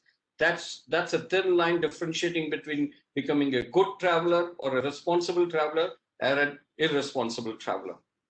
And the last quote would be the change you wish to see in the world. Sitting in a chair and talking about it is not going to change nothing in our lives, irrespective whether it's tourism, whether it's anything in our life. If we need anything to change in our life, let it start from our own selves, and let us be the first ones to raise our hand and say, I am responsible. I'm going to be very, very responsible for my travel, for my way I'm going to travel, and I'm going to be very conscious of it. I'll make sure that wherever I go, I'm going to contribute in whatever way I can to the local community. I'm going to embrace the local culture, experience the local culture, enjoy the local culture, come back enriched with it, and be more mentally happy state of mind than being in a materialistic state of mind. With this, I would like to end my session here, and thank you, Knowledge Chamber of Commerce and Industry, for giving me this opportunity. And I hope I've been able to just shed some light on this very, very, very important subject that you all have selected. Thank you very much. Thank you very much, sir. You rightly said making tourism more sustainable is not just about controlling and managing the negative impacts of the industry. Thank you very much, sir. I request Mohit Srivastava, our Chairman International Relation, to speak few words. Mohitji. Yes, thank you very much, Nakul. And I think this is a very great discussions. We got a lot of insight from all the stakeholders who are the experience holders into travel and tourism space. What we have discussed is about entire thing related to tourism and sustainability. Post this pandemic, I feel that there is a good perspective that we are getting now that, we are more talking about sustainable tourism. And that's where we want to focus now. Most of the foreign tourism also are interested in some in the area where the sustainability is there. And also this pandemic has realized us to be more into the hygienic space and how to enhance the tourism into hygienic factor. That also has supported us into bringing more and more tourism into the country. I would not take much of the time. I just want to, thanks everyone. And I want to just introduce to Mr. Rakesh Torani, India Chamber of Commerce from Slovakia, as a president. And just to give some brief about him, he has a very good exposure into sustainability. He runs a company which is into solar. He also run a hotel which is into a sustainable model, Aqua Sports in Slovakia. And he's putting a great efforts how we can bring, we can strengthen our economy by connecting Slovakia and India together. And tourism is one of his key area of interest. I think I just ask him to just give more brief about himself, as well as introduce us how he can bring value to us in the tourism space. Over to you, Rakesh Torani. Thank you very much. Thank you, Mohitji. Thank you, all panelists. It's an honor to be here. It's great to listen to each and every individual. Everybody has their vision. Everybody is saying the things can be felt. It could be saying things from the heart, not just for the sake of saying it. I would, if possible, I would like to just start with the saying that why tourism and why we expect that it's going to boom. It's a very simple saying that everybody, basically, we all are somewhat inside the houses under the lockdown for it's been more than a year, and there is no other way out. We are looking forward to go out and do the things what we are normally used to do and regularly are doing in our day-to-day life. So there is no doubt that tourism is going to boom, and this is going to boom like much more than what it has been regularly booming so far. I mean, small countries, small places, if you go through it and you see the numbers, what they are doing and how they are doing it, it's amazing. Czech Republic is just around the corner, just next part of it. It was a Czechoslovakia, now been divided into Czech and Slovakia, two countries. Czech has a total population of 10 million people, whereas the minimum tourism what they are getting every year is nearly 25 million people. So 2.5 the whole population, 2.5 times the whole population of the country. You can imagine the numbers what these are. If you talk about something similar in India, Goa is hardly 2 million and the tourism is minimum 7 to 8 million per year. And these numbers will grow each and every day. Yes, sustainability is must. I love the word responsible tourism. Mahendrabhai, thank you for that. It has to be like that. We have to act responsibly. We have to do our part from our side rather than expecting that these things will go in a better way automatically. Government is putting their effort. If we talk about just the smallest thing, Swachh Bharat mission, it has changed the image in everywhere. Traveling to India, the way we used to feel it and the way we feel now, we all take pride in saying that yes, we are going to save the things, we are going to do the things in a better way. That itself is sustainability, not just in tourism but in day-to-day life, right? Whether it's a green energy, to do the things responsibly, whether you're talking about the long showers, but even if we say the smallest thing, do we ever try to reuse the towels what we are using in the hotel, or do we do the same in our home by using it just once and giving them for the wash? That also gives an insight that what we are doing and how we are treating the things. If possible, I would like to play a small video, Nakulji, just to show you what we are doing here, and why. Then I will come back to it. What was the idea behind it and how we are doing it.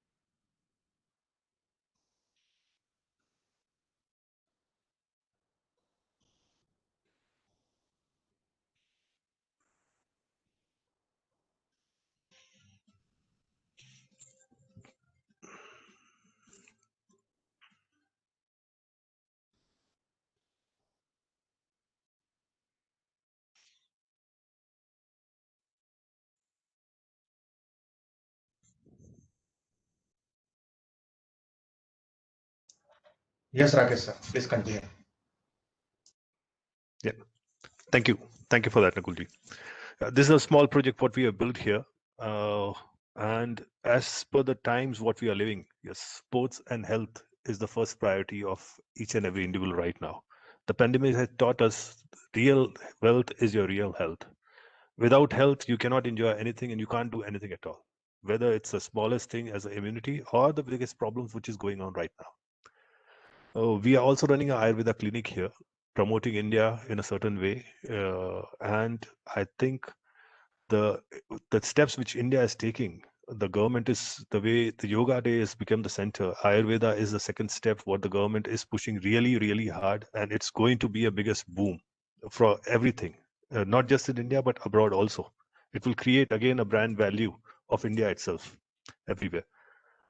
I don't know how to put it in the right words, but yes, India is already a second largest medical tourism destination in the world. And it has a potential of passing Thailand and becoming #1 destination for medical tourism. If possible, I would request as a tip, small thing, that why not to sign a contracts with the international insurance companies, which are the medical insurance, and to, in place of patient paying it, why not to help them not to take a step and directly get it paid from their insurance. If you talk about, just say, a small country like UK, if you go to the medical system, NHS has a waiting of nearly 6 to 8 months. If those insurance companies sign a contract with India directly, imagine how much boom can happen just from one country. And this we are talking about the whole world on the other side, right? Sustainability is, yes, also creating the opportunities. Why just we are limited to ourselves, what we are doing? Why not to create more and more opportunities, so that where we are, this growth can be 10 times more? The panelists, everybody has given their vision. I loved Steve, the way he described what he's doing in the rural India. Yes, that's a really good approach of promoting the real India ahead. Why just the urban cities, right? I think all the people have their visions, have their rights. The way they are putting themselves up, yes, shows itself that they have done their work in a certain fields. Then that's the reason why they are on the panel. I would like to thank you, everybody. Thank you, Knowledge Chamber, for organizing the fantastic event. Looking forward to hear the others also. Thank you so much. Thank you very much, Rakesh sir, for your valuable address. I think some problem with Ms. Neera Mishra. I request Hardy Oja Patel. Miss Hardy. Yes. Yeah, please. Yeah. Thank you. Please. Good afternoon, everyone. It's an utmost pleasure and honor to be here amongst all of you. As the few dignitaries said, thank you, Nakul, for making me come here.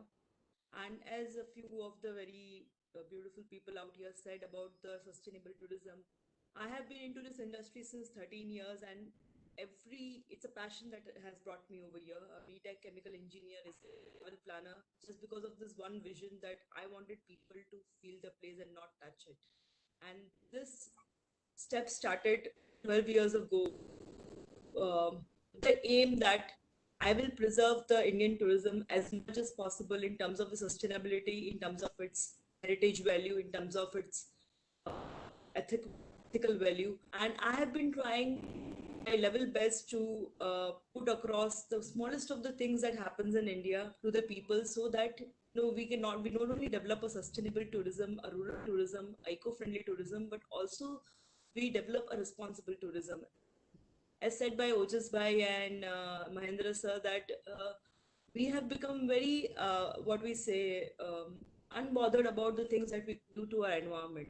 Recently, I had been to Polo Forest for one of the short day trip, and I was aghast, amused, very unhappy to see this entire side. People were faceting, people were spitting on those heritage, which took years for us to build.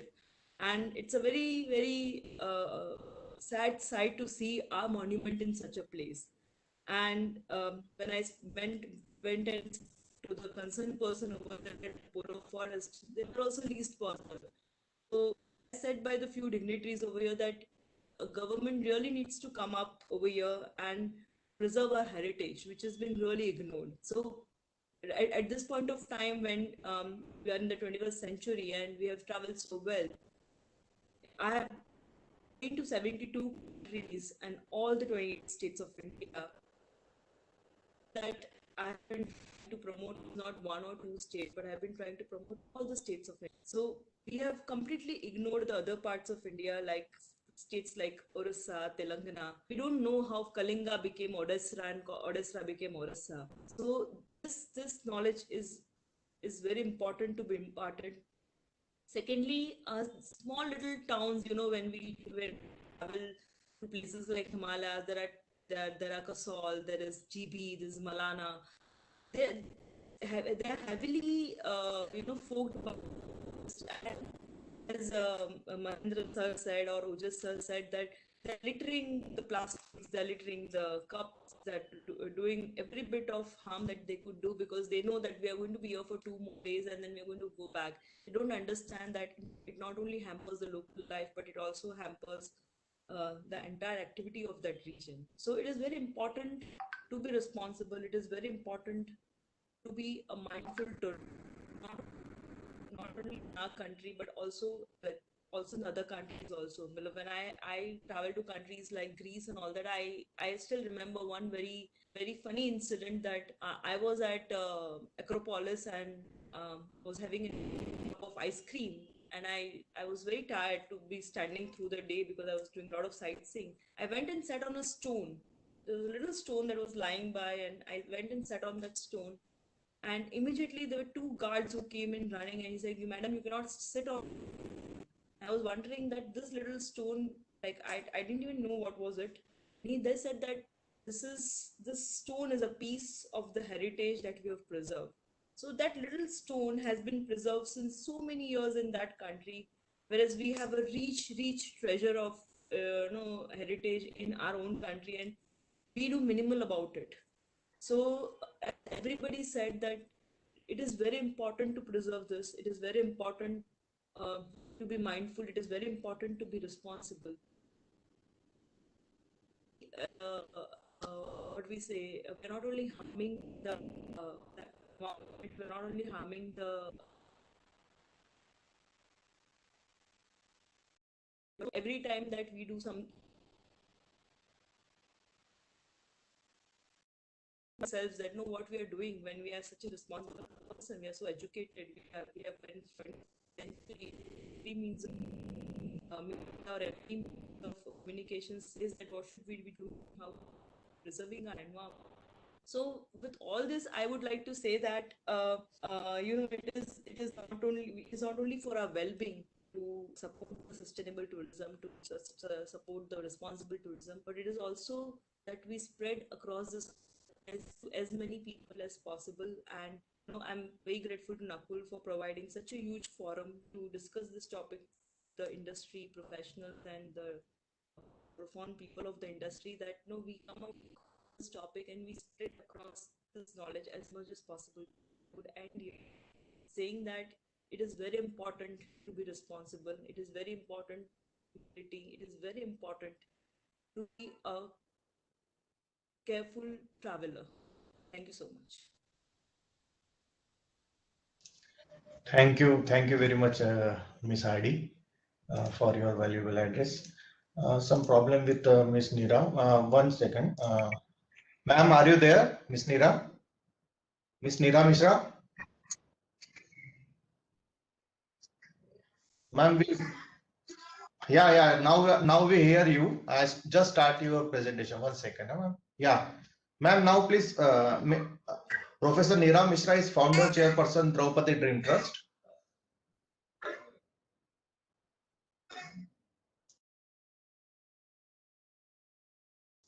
Ma'am, please. I didn't hear you. Hello.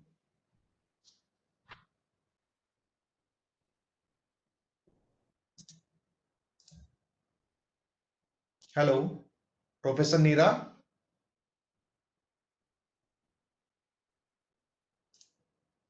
Yeah, I think some problem with Miss Neera. Then now I request our IPR and legal chairman KCCI Shri Nakul Sherdalal sir. Hello. Yeah, Miss Neera. Now we hear. Please. Yeah, please. So I'm. Tell me now. Yeah, Can please you start put your. on my PPT? Yeah, please Yes, start the PPT. yeah, already started, ma'am. Please. Okay, yeah. Started. So namaskar. Thank you so very much for this great honor to interact with some very important leading personalities in the field of tourism. And I'm so happy that today the minister, in fact, yesterday he was with us on a Delhi seminar where we were talking about ancient Delhi, very nicely said that if you see my next slide, please, I'm of course talking of sustainable.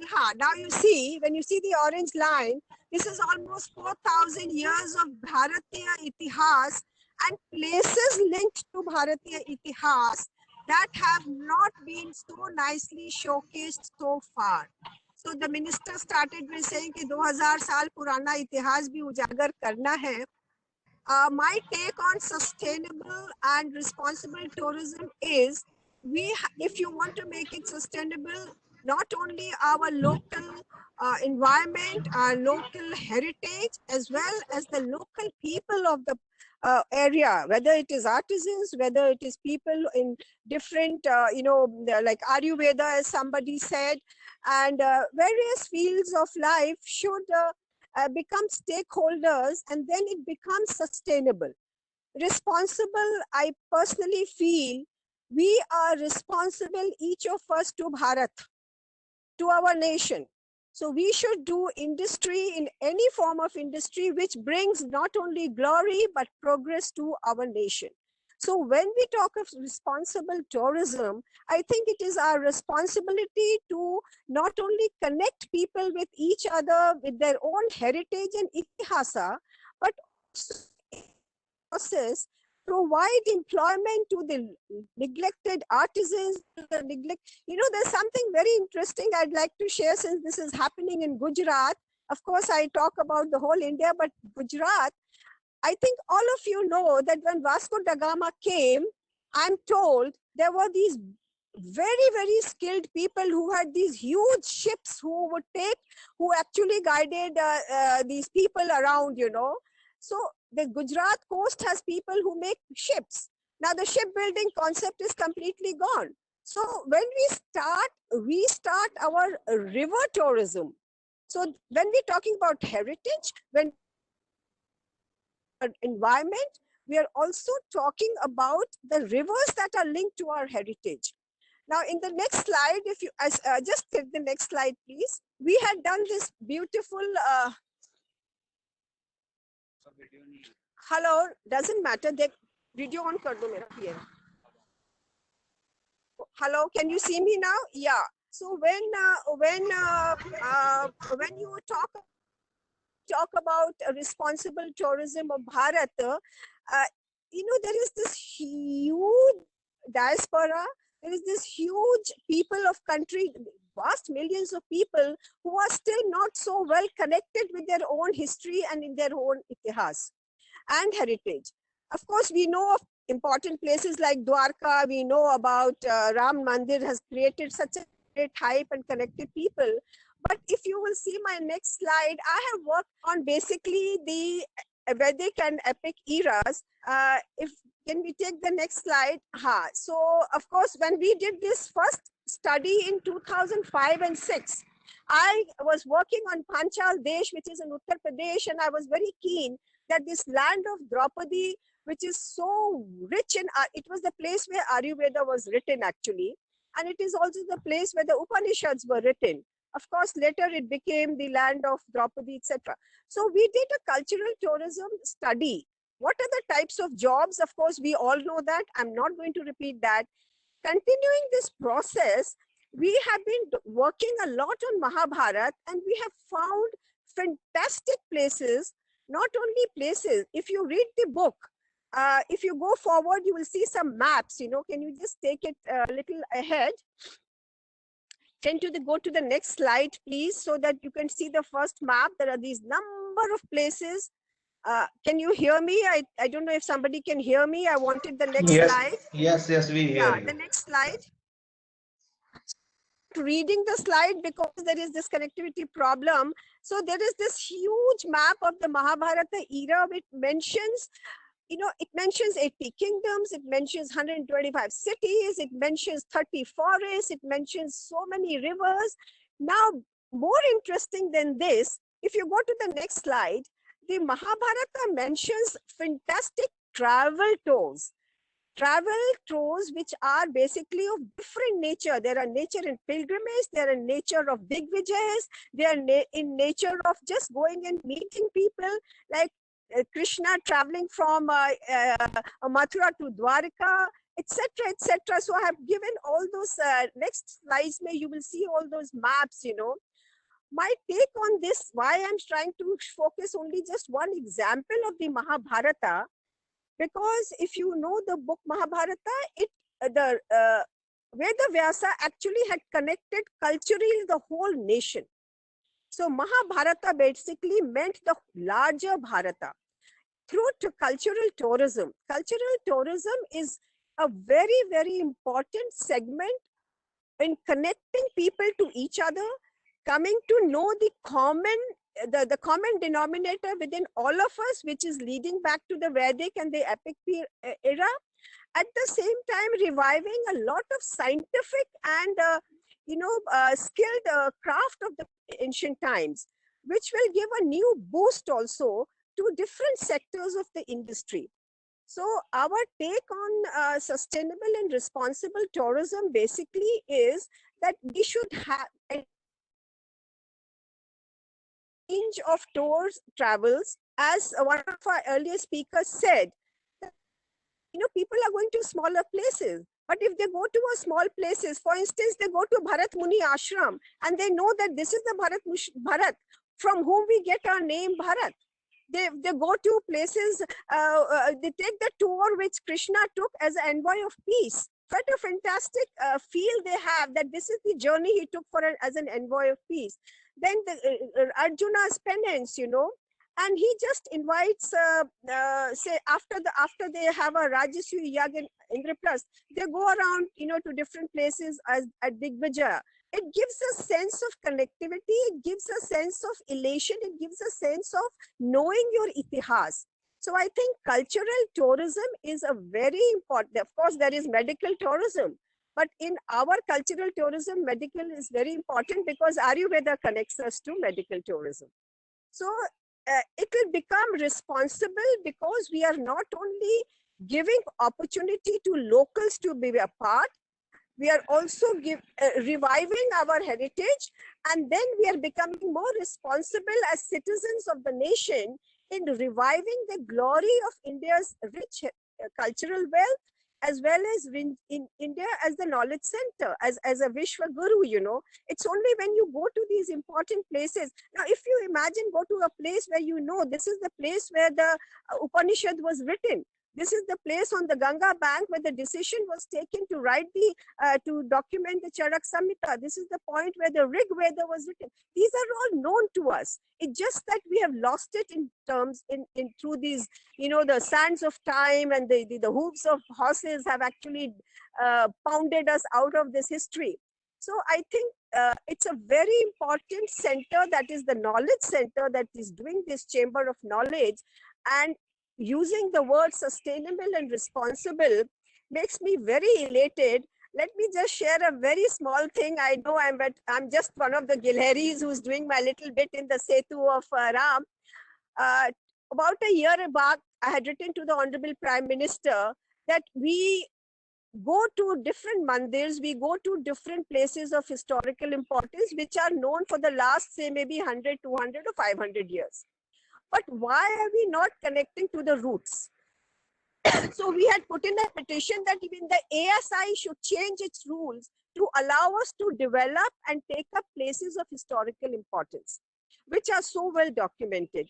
So I think I've made my core point that we should go for theme-based cultural tourism. And theme can be not only travel narratives of different times, but also theme of knowing and connecting with the great souls of the past, the great rishis of the past, the great scientists of the past. Where was Aryabhata?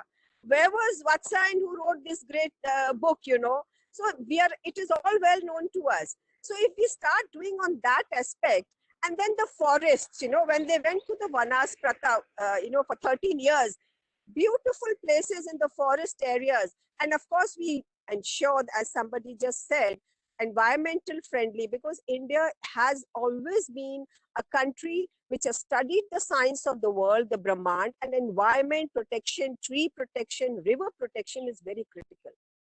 And tourism also on the river. So traveling, say, from Kashi to Allahabad by boat, and then learning about the Ganga, traveling from Calcutta to Prayagraj, all by boat, and learning about all the places on the side, stopping at different important places. There's a place called Bethur.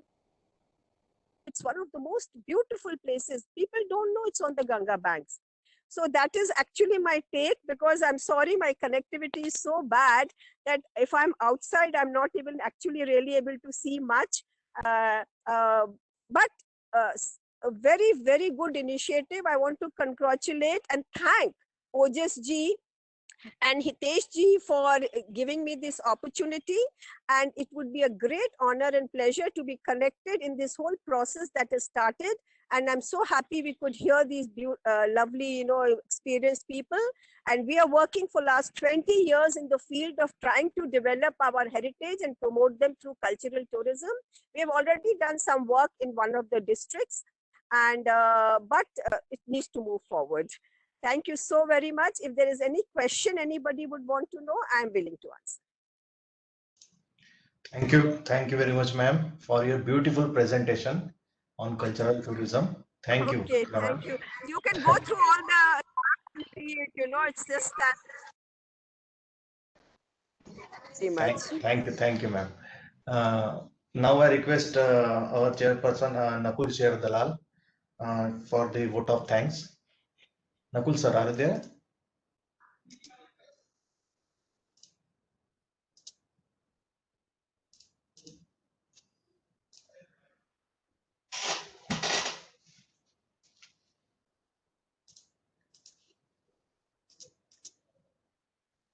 Some problem, I think some problem is there. 1 second.